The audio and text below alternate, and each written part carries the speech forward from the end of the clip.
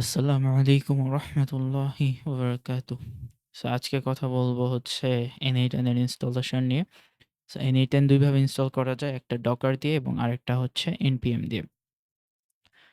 So npm হচ্ছে মানে node dot JS কেই বোঝানো হয়। সো npm কখন ইউজ করব, ডকার কখন ইউজ করব। সো প্রথমত ডকার হচ্ছে একটু হেভি এবং অর্থাৎ npm এর মতো লাইট ওয়েট না, আর npm হচ্ছে লাইট ওয়েট। সো যদি আপনার সিস্টেম খুব একটা ভালো না হয় দেন তখন npm ইনস্টল করতে হবে, এবং যদি আপনার সিস্টেম ভালো হয় এবং অনেকগুলা সফটওয়্যার আপনি একই সিস্টেমে চালাতে চান দেন হচ্ছে আপনাকে ডকার ইউজ করতে হবে। সো ডকার ইউজের ক্ষেত্রে হচ্ছে এইখানে একটু টাফ মনে হতে পারে অ্যাট দ্য বিগিনিং, বাট একবার শিখে গেলে এইটা দেন অনেক ইজি হয়ে যায়। এবং npm এ হচ্ছে এইখানে npm অনেক স্ট্রেইট ফরওয়ার্ড, জাস্ট হচ্ছে কমান্ড লাইনে এগুলা করলে মোটামুটি আপনার npm ও ইনস্টল হয়ে যাবে। সো আমি মূলত এইটা দেখাবো না, আমি যেটা দেখাবো সেটা হচ্ছে প্রোডাকশন লেভেলে আপনারা কিভাবে এইটা ইনস্টল করতে পারবেন। সো প্রোডাকশন লেভেলেও আপনি এই সেম ওয়েতে ইনস্টল করবেন, বাট যদি আমাকে জিজ্ঞেস করেন আমি কিভাবে করি বা সব বেটার ওয়ে কোনটা, দেন আমি বলবো Coolify will be the best option. Coolify কি? কুলিফাই হচ্ছে একটা, কি বলা যায়? একটা সেলফ হোস্ট করা যায়, বা একটা কুলিফাই হচ্ছে আম বলতে পারেন একটা বালতির মতো, যেটার মধ্যে হচ্ছে আপনার সবকিছু আছে। ঠিক আছে? সো এইটাতে হচ্ছে মূলত আপনার n8n থেকে শুরু করে যত আপনার আম যেগুলা হচ্ছে আপনার ওপেন সোর্স যতগুলা জিনিস আছে, যেমন ওয়ার্ডপ্রেস, দেন আপনার n8n, সো এই বিষয়গুলাকে সবগুলা আপনি এক জায়গায় একসাথে হোস্ট করতে পারবেন কুলিফায়ের মাধ্যমে। তবে কুলিফায়ের ক্ষেত্রে এর হচ্ছে কিছু সিস্টেম রিকোয়ারমেন্ট আছে। যেমন এটাতে হচ্ছে ২ কোর সিপিইউ থাকতে হবে, RAM থাকতে হবে এট লিস্ট ২ জিবি এবং স্টোরেজ থাকবে। যদি এইটা মিট করে, বাট আমি বিলিভ করি RAM এট লিস্ট ৪ জিবি হওয়া দিস ইজ বেটার। সো যদি এইটা মিট করে বা এর থেকে আ আরো ভালো হয় then Coolify can be the way for you, because Coolify অনেক ইজি করে দেয় আপনার এটার ইনস্টলেশন, ম্যানেজমেন্ট এবং আপডেট। ঠিক আছে? এই সমস্ত বিষয়গুলোকে অনেকটা ইজি করে দেয়। এবং হচ্ছে তবে হ্যাঁ, অ্যাডভান্স লেভেলে যাইতে চাইলে সবথেকে বেটার হচ্ছে ডকার শিখে নেয়া। Otherwise we can go with এই কুলিফাই, বিকজ এটা অনেকটা স্ট্রেইট ফরওয়ার্ড এবং হচ্ছে just one click install. So কিভাবে ইনস্টল করতে হয়, জাস্ট এদের এই পেজে এসে এইখানে হচ্ছে যে লিঙ্কটা আছে এটাকে কপি করতে হবে। দেন হচ্ছে আপনার যে ভিপিএস আছে, সো প্রোডাকশন লেভেলে আমরা তো ভিপিএস এর মধ্যেই করব অবশ্যই। সো আমি এখানে হচ্ছে আমার একটা ভিপিএস এর মধ্যে আমি লগ ইন করতেছি, যেটাতে কুলিফাই অলরেডি ইনস্টল করা আছে। তারপর আমি জাস্ট দেখাচ্ছি। সো ভিপিএস এ গিয়ে জাস্ট আমরা পেস্ট করব এবং এইটা মূলত সবকিছু ইনস্টল করে ফেলবে। অলরেডি ইনস্টল করা আছে।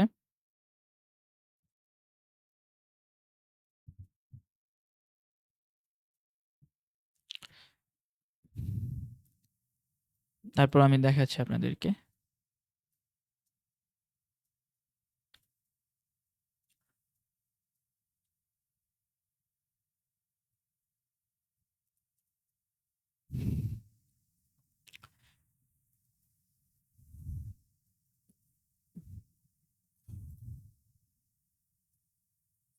সো ইনস্টল হয়ে গেছে। মানে ইনস্টল করাই ছিল, জাস্ট দেখানোর জন্য। সো এটা জাস্ট ওয়ান ক্লিক, আপনার হচ্ছে এতগুলা প্রসেস করতে হচ্ছে না এইখানে। দেন ডকারেরও সো জাস্ট একটা লিঙ্ক কপি করে এইটাকে জাস্ট আপনার হচ্ছে যে কোনো একটা প্রোডাকশন লেভেল বা ভিপিএস এর মধ্যে হচ্ছে কপি করে পেস্ট করে দিলে এটা অটোমেটিক যা যা লাগে সব নিজে থেকে ইনস্টল করে নিজে নিজেও ইনস্টল হয়ে যাবে। সো এখানে হচ্ছে দেন এইখানে একটা লিঙ্ক পাবেন, যেইটা হচ্ছে মূলত একটা পাবলিক ইউআরএল। সো আমি এটাতে হচ্ছে কন্ট্রোল ক্লিক করে কিবোর্ডের মাউসের রাইট ক্লিক করলে, সরি লেফট ক্লিক করলে মূলত আমরা কুলিফায়ার ড্যাশবোর্ডে চলে আসবো। সো এইখানে ফার্স্ট টাইম যখন আসবেন তখন এই পেজ আপনারা দেখবেন না। এখানে হচ্ছে একটা রেজিস্ট্রেশন পেজ থাকবে, যেখানে আপনার ইমেল পাসওয়ার্ড রেজিস্টার করতে হবে।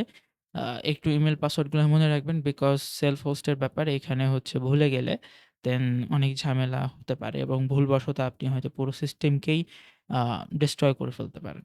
সো ইমেইল পাসওয়ার্ডগুলা একটু মনে রাখবেন। কোথাও লিখে রাখবেন দ্যাটস বেটার। দেন এখানে হচ্ছে ফার্স্ট প্রজেক্ট। সো এই প্রজেক্টগুলা হচ্ছে আপনার এখানে কিছু নেক্সট হচ্ছে করতে হবে। যেমন হচ্ছে আ যখন আপনি শুরুতে ফার্স্ট টাইম আসবেন, সো ওগুলা খুবই ইজি এবং ওইখানে একটা জায়গায় আপনার লোকাল হোস্ট কথাটা লেখা থাকবে। সো আপনাকে ওখানে লোকাল হোস্ট চুজ করতে হবে অবশ্যই। সো এখানে দেখতে পাচ্ছেন n8n আমার একটা n8n চলছে এইখানে এবং আমি যদি একবার নতুন করে প্রজেক্ট আপনাদেরকে বানিয়ে দেখাই যে এটা আসলে কেমন হয়। সো আমি এখানে টেস্ট নামে একটা দিলাম। প্রোডাকশনে গেলাম। দেন এড রিসোর্স। সো কুলিফাই কেন ইউজ করতেছি এটা এখানে আরেকটু ক্লিয়ার হবে। সো দেখেন আমি যদি n8n বাদে ওয়ার্ডপ্রেস লিখে সার্চ করি, তারপরে এখানে দেখেন ওয়ার্ডপ্রেস চলে আসছে। এখানে যদি আমি রেডিস লিখে সার্চ করি, দেখেন এখানে রেডিস চলে আসছে। এখানে যদি আমি মঙ্গোডিবি লিখে সার্চ করি, দেখেন মঙ্গোডিবি চলে আসছে। দেন এখানে যদি আমি PostgreSQL লিখি, এটাও এখানে চলে আসছে। মানে এটা কি বোঝাচ্ছে? এইটা হচ্ছে যে আপনি অল ইন ওয়ান, ঠিক আছে? যত আপনার সেলফ হোস্ট করা যায়, যত কিছু আছে MySQL দেন যা কিছু আছে আরকি সবকিছুই মোটামুটি আপনি এখানে পেয়ে যাবেন। যেমন n8n ও এখানে সেম ওয়েতে আছে। সো এখন n8n এর এখানে ৩ টা ভার্সন আছে। সো এটা শুধু n8n, এটা হচ্ছে SQL মিনি, এটার মধ্যে এই ডাটাবেস ইউজ করা হয়। এটাতে ডিফারেন্স হচ্ছে এটাতে PostgreSQL ইউজ করা হয় এবং এটাতে হচ্ছে Postgres ইউজ করা হয় প্লাস একটা ওয়ার্কার এড করা হয়। সো কোনটা কখন ইউজ করব বা কোনটা বেটার? প্রথমত n8n with mini SQL mini যেটা অর্থাৎ জাস্ট n8n এইটা হচ্ছে শুধুমাত্র নিজস্ব পার্সোনাল টেস্টিং, ডেভেলপমেন্ট এবং পার্সোনাল কিছু প্রজেক্টের জন্য এটা বেটার। অন্যগুলা অন্যগুলাও ইউজ করা যাবে, অবশ্যই যাবে। তবে অত দরকার পড়ে না। ঠিক আছে? নিজস্ব জাস্ট পার্সোনাল টেস্টিং এবং ডেভেলপমেন্টের জন্য। আমরা যেটা ম্যানুয়ালি ইনস্টল করি সেটাতে মূলত এটাই ইনস্টল হয় যদি না আমরা সেখানে Postgres হচ্ছে উল্লেখ করে দেই। দেন n8n হচ্ছে PostgreSQL হচ্ছে PostgreSQL কে আলাদাভাবে হোস্ট করতে হয়। তারপর n8n এর সাথে এড করতে হয়। কুলিফাই এর সুবিধা আরেকটা সুবিধা হচ্ছে যে ও আপনাকে হচ্ছে এবার Postgres আলাদা করতে হচ্ছে না। ও একই সাথে Postgres এবং n8n ২ টাই একসাথেই হোস্ট করে দিবে। সো আলাদাভাবে কিছু করতে হচ্ছে না। এটার সুবিধা হচ্ছে এখানে SQL মিনির জায়গায় PostgreSQL টা ইউজ হবে এবং এটা হচ্ছে প্রোডাকশন লেভেলের জন্য সবথেকে বেস্ট এই ডাটাবেসটা। সো অবশ্যই যদি আপনি কোনো ক্লায়েন্টের জন্য কাজ করেন দেন তারা যদি বলে যে আমার এটা হোস্ট করে দাও দেন অবশ্যই আপনাকে Postgres এর মাধ্যমে যাওয়াটাই আপনার সবথেকে বেশি বেটার হবে। এবং এইখানে Postgres অ্যান্ড ওয়ার্কার বলতে Postgres ই থাকতেছে। জাস্ট এখানে ওয়ার্কার এড হচ্ছে। যারা Redis এর সাথে পরিচিত তারা এইটার সাথে একটু ভালো রিলেট করতে পারবেন। Redis হচ্ছে মূলত কনকারেন্সি এড করে দেয়। অর্থাৎ ধরেন আপনার একটা ওয়েবসাইট থেকে ১০ টা আ ১,০০০ টা ট্রিগার আসতেছে n8n এর মধ্যে। এখন ১,০০০ টা ট্রিগার যদি আপনার n8n একসাথে প্রত্যেকটাকে ক্যাচ করে প্রত্যেকটাতেই কাজ করে, দেন এটার জন্য হিউজ হচ্ছে সার্ভারের আপনার কনফিগারেশন অনেক বড় থাকতে হবে। প্লাস হচ্ছে আপনার উম অনেক ক্ষেত্রেই এটা হচ্ছে ক্র্যাশ করতে পারে যদি কোনো কনকারেন্সি এড করা না থাকে। কারণ দেখা যাবে যখন ১,০০,০০০ ধরে নিলাম ১,০০০ টা হচ্ছে করে নিল। কোনোভাবে হচ্ছে হ্যান্ডেল করে নিল। বাট দেন হচ্ছে দেন অন দেন হচ্ছে আপনার ১০,০০০ টা রিকোয়েস্ট চলে আসলো। তখন কি করবে? সো এই সমস্ত জায়গায় আপনার ওয়ার্কার এবং কিউই মোড অনেক বেশি হেল্প করে। যেটা হবে যে যদি আমি কিউই মোড 20 সেট করে দেই, যতগুলাই রিকোয়েস্ট আসুক ১,০০,০০,০০০ রিকোয়েস্ট আসলেও ও ওগুলাকে সবগুলাকে আটকায় রাখবে। শুধুমাত্র ১ম ২০ টাকে নিয়ে ও কাজ করবে। সো ধরলাম যে আমার যে আছে, সিস্টেম আছে, এইটা মিডিয়াম লেভেলের এবং এইটা হচ্ছে ২০ টা রিকোয়েস্ট ইজিলি খুব স্মুথলি হ্যান্ডেল করতে পারবে। সো আমি ২০ দিয়ে রাখছি। সো ২০ টা আগে কমপ্লিট করবে, বাকিগুলাকে আটকায় রাখবে। যখন এই ২০ টা কমপ্লিট হবে, দেন পরের ২০ টাকে সে নিয়ে কাজ করবে।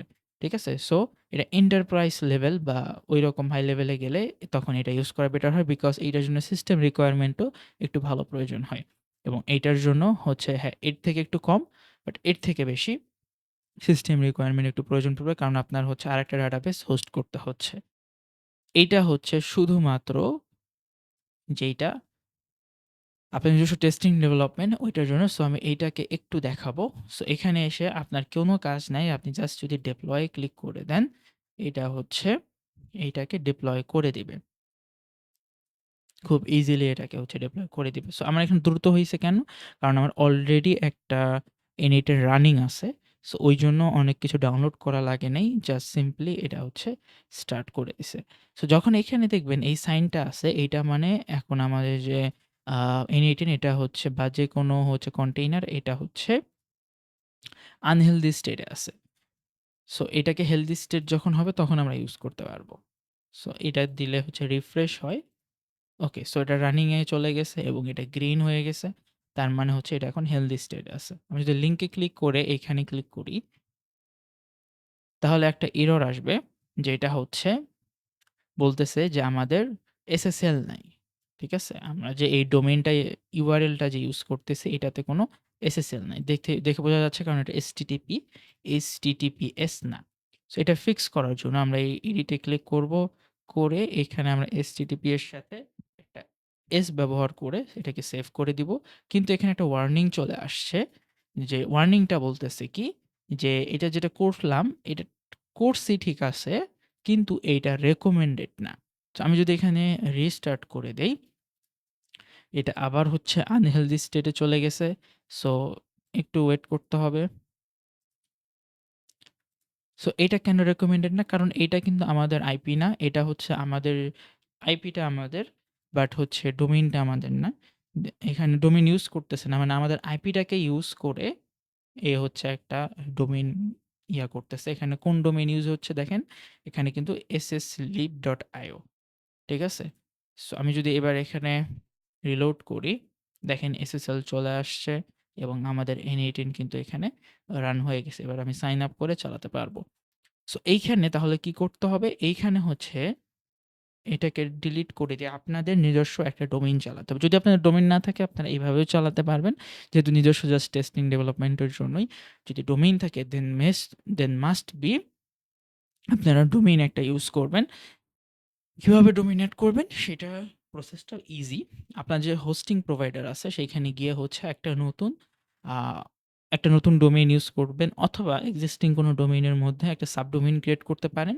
নাম দিতে পারেন n8n.yourdomain.com। ধরেন এখানে ইওর ডোমেইনের জায়গায় আপনার ডোমেইনটা থাকবে এবং সামনে n8n ডট দিয়ে আপনি হচ্ছে আপনার ওই ডোমেইনের আন্ডারে একটা সাবডোমেইন ক্রিয়েট করলেন। সো এটাকে এখানে সেভ করে দিবেন। দেন আপনার কাজ হচ্ছে এটাকে